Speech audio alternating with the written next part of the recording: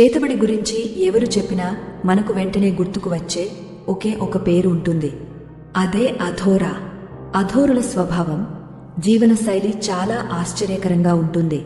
అందుకే మనుషులుగా పుట్టి కూడా వారు సమాజానికి చాలా దూరంగా ఉంటారు. అలాగే వారు సామాజిక స్థితులను కూడా తిరస్కరిస్తారు.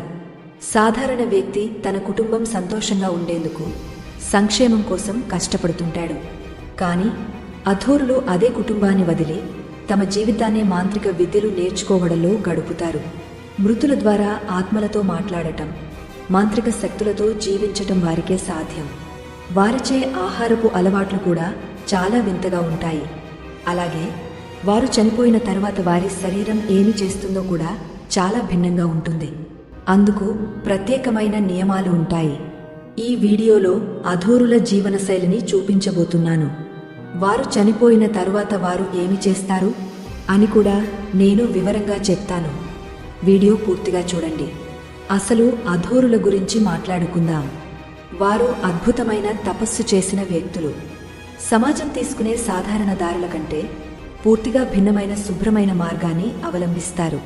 కొన్ని వింత అలవాట్లు, శారీరక కష్టాలు కూడా వీరి జీవనశైలిలో భాగమే. అధోరుల గురించి మరో భయంకరమైన విషయం ఏమిటంటే వారికి అన్ని రకాల శారీరక శక్తులు ఉంటాయి. అలాగే వారు చేతబడి కూడా చేస్తారని అనుకుంటారు. ఇది అంతా నిజమా?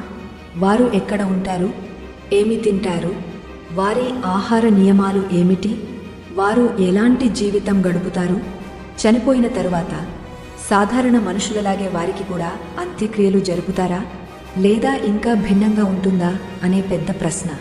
అధోరులు శ్మశానంలో ఉండి శవాలపై కూర్చుని తపస్సు చేస్తారు. కేవలం కూర్చుని తపస్సు చేయడమే కాకుండా ఒక కాళ్లపై నిలబడి దేవుడిని ఆరాధించడం కూడా తపస్సు చేసే ఒక విధానం. రాత్రులు మెలకువగా ఉండటం, శ్మశానపు భస్మం నుండి అర్ధమృత శరీరాలను బయటకు తీసి తపస్సు చేయడం అనేది అఘోరుల జీవనశైలిలో ముఖ్య భాగం. వారి ప్రవర్తన పూర్తిగా సాధారణ మనుషుల జీవనశైలికి వ్యతిరేకంగా ఉంటుంది. అధోరులు ధ్యానం చేయడానికి గోప్యమైన నియమాలను పాటిస్తారు. ఇదే మార్గాన్ని అనుసరించి వారు తమ జీవితాన్ని తమ నియమాలతో గడుపుతారు. ఇది మరే మతానికి అనుకూలం కాదు.